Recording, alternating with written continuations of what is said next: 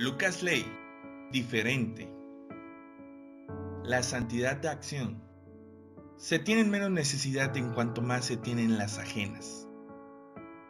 Cuando apenas tenía la edad suficiente como para subirme a mi primera bicicleta con asiento banana, así le decíamos en ese entonces a los asientos alargados, en la iglesia me dieron a entender que un buen cristiano era aquel que no fumaba, no se emborrachaba, no decía malas palabras, no bailaba, no faltaba nunca a las reuniones. A esta lista, claro, se le agregaban no robar, no matar y no adulterar. Pero estas cosas eran todavía muy lejanas para mí, así que el énfasis, dentro de mi comprensión infantil, estaba puesto en las primeras. Ahora bien, si prestas atención a la lista, notarás que todas eran cosas que no había que hacer. Los indicadores de un buen cristianismo, según estas premisas, pasaban por lo que no hacemos los cristianos en lugar de por lo que sí debemos de hacer. Mi mamá, sin embargo, me repetía una y otra vez el siguiente versículo. Así que comete pecado todo el que sabe hacer el bien y no lo hace. Tardé años en darme cuenta que ambas verdades eran dos caras de una misma moneda, pero que lo que mi mamá trataba de enseñarme le daba verdadera emoción a la parte de abstenerme de hacer cosas malas. El enfocarme intencionalmente en hacer lo bueno era uno de los secretos para que las cosas malas perdieran gran parte de su poder para tentarme. Ahora, permíteme dejar algo bien claro antes de continuar hablando específicamente de ese secreto. Debo hacerte una confesión. Como ya te imaginarás, en un sentido práctico, no soy un santo. Y no escribo este libro con la pretensión de dar a entender que no tengo luchas, debilidades o tentaciones.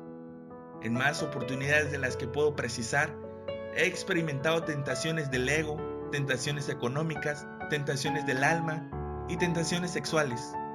Todos somos pecadores y yo no soy la excepción. De hecho, una curiosidad respecto al libro que tienes en tus manos es que cuando inicialmente se me ocurrió que hacía falta un libro como este, pensé en alguien más para escribirlo. Sí, como publicador de una editorial, parte de mi trabajo es pensar en temas para libros y también buscar posibles autores a los que les propongo escribir sobre esos temas. Incluso, en muchos casos, propongo libros con el título ya puesto y la tapa ya diseñada, para ayudarles a los candidatos a visualizar hacia dónde creo que debería apuntar el libro. Te acabas de enterar de uno de los pequeños secretos del mundo editorial, pero en este caso, los dos excelentes pastores a los que les presenté la idea de escribir un libro con estas características me respondieron que la propuesta era muy buena, pero que este no era su tiempo para escribir este libro, o bien no eran ellos los que lo debían de hacer. Así que ahí quedó el proyecto, en una carpeta, hasta que una noche me topé con ese versículo que tanto me repetía mi mamá y, acordándome de la idea de este libro, entendí que el Espíritu Santo me estaba provocando a escribir estas páginas. Ahora sí, dejemos en claro el secreto encerrado en ese versículo al que me refería. Resulta que un poderoso tesoro oculto detrás de hacer lo bueno es que, cuando nos ocupamos de hacer aquello que produce un efecto positivo en otros, tenemos menos espacio de atención para hacer lo malo. Teología de la esperanza. En uno de los capítulos de mi libro, El mejor líder de la historia, hago referencia a que Jesús tenía muy claro el efecto seductor de la esperanza. El gran maestro nacido en Belén sabía que para tomar buenas decisiones en nuestro presente es vital contar con el poder de una esperanza en el mañana. Durante muchos años, la psicología, con Sigmund Freud a la cabeza, ha intentado convencernos de que lo que mayor peso tiene a la hora de determinar nuestra manera de vernos a nosotros mismos y de tomar decisiones es lo que hemos vivido en nuestro pasado. Sin embargo, últimamente la sociología ha comenzado a cuestionar esta idea. Para esa disciplina, es lo que creemos acerca de nuestro futuro lo que determina las decisiones que tomamos hoy. Si lo piensas con atención, cuando alguien no cree en su mañana, no tiene ninguna razón para tomar buenas decisiones en su presente. Esa es la razón por la cual nuevas generaciones progresan cuando tienen esperanza y retroceden cuando carecen de ella.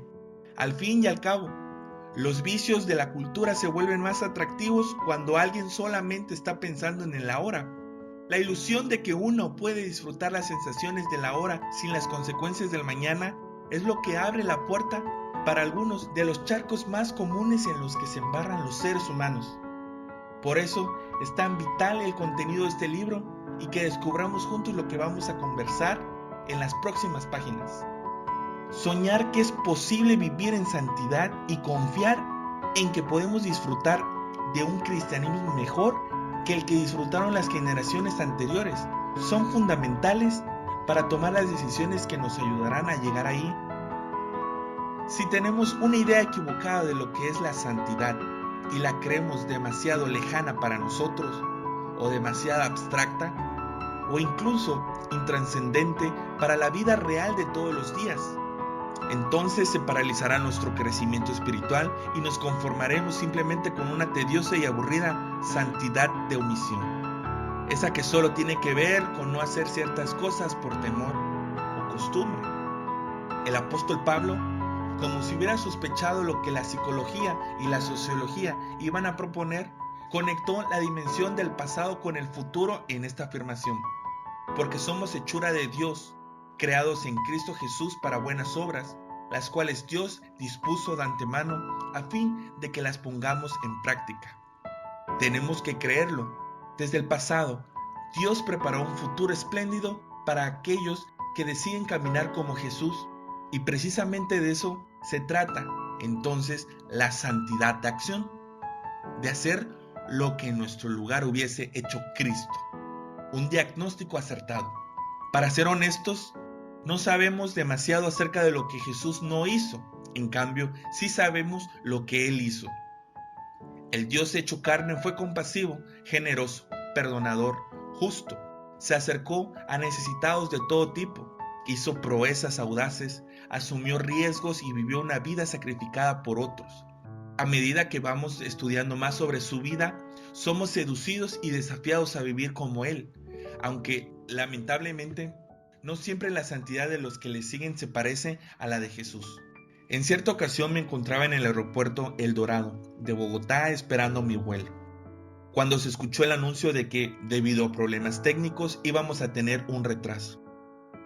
Recibí la noticia con fastidio, como siempre que estoy deseando volver a casa luego de varios días dando conferencia en alguna ciudad lejos de mi familia.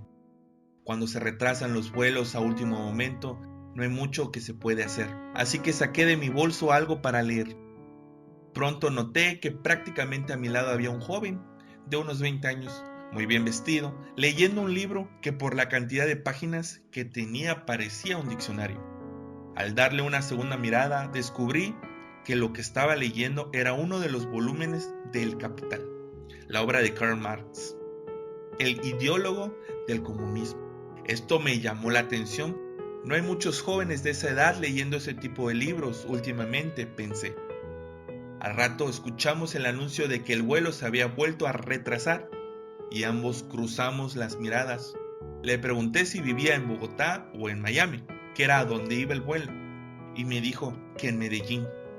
Momentos después, le pregunté qué le parecía el libro que estaba leyendo, y a los pocos minutos ya nos encontrábamos hablando de política internacional. Luego de un rato de interesante conversación, le pregunté a qué se dedicaba. Me dijo que tan solo era un estudiante, pero noté que dudó al responderme. Lo mismo me preguntó él, y yo le dije que era escritor, lo cual hizo más interesante aún la conversación. Finalmente, y sin que yo hubiera dicho una palabra al respecto, este joven me preguntó: ¿eres cristiano? Le respondí que sí, con una sonrisa. Entonces el joven hizo un silencio, me miró fijo y luego echó una mirada a un lado y al otro tratando de ver si alguien nos estaba mirando porque evidentemente iba a confesarme un secreto. El joven se inclinó y me dijo: hace un rato me preguntaste a qué me dedicaba y te dije que era un estudiante, pero en realidad soy miembro del servicio de inteligencia de la FARC aquí en Colombia. Las FARC son las Fuerzas Armadas Revolucionarias de Colombia y son consideradas un grupo terrorista por varios estados de gobierno, comenzando por el de su propio país. Así que no pude salir lo suficientemente rápido de mi asombro al escuchar esta confesión. Y ahora era yo quien miraba a un lado y al otro para ver si alguien nos vigilaba, sobre todo porque notaba que este joven se había puesto tenso. Me siguió mirando fijo y, con la actitud de quien confiesa un secreto del Estado, agregó: y yo tengo un problema con ustedes los cristianos. Esto me hizo tragar saliva. Nunca voy a olvidar lo que el joven me dijo a continuación. Ustedes los cristianos tienen suficiente filosofía religiosa como para diferenciar lo que está bien de lo que está mal, pero demasiado poca como para hacer una diferencia. ¿Cuánta verdad en una sola afirmación? Este joven había hecho un diagnóstico preciso del estado del cristianismo moderno. Hemos tratado nuestra fe como si fuera un código moral de protección contra el pecado, en lugar de un código de valores diseñado para modificar agresivamente el estado de esclavitud del ser humano. La clase de santidad que quiero tener.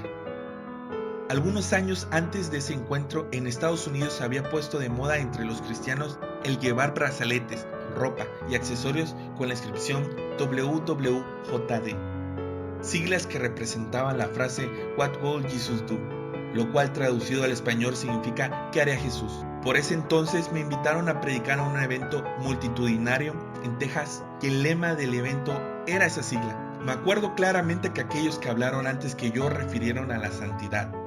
Les recomendaron a los jóvenes pensar muy bien antes de hacer algo malo y les advirtieron que hacer lo que no agrada a Dios trae consecuencias.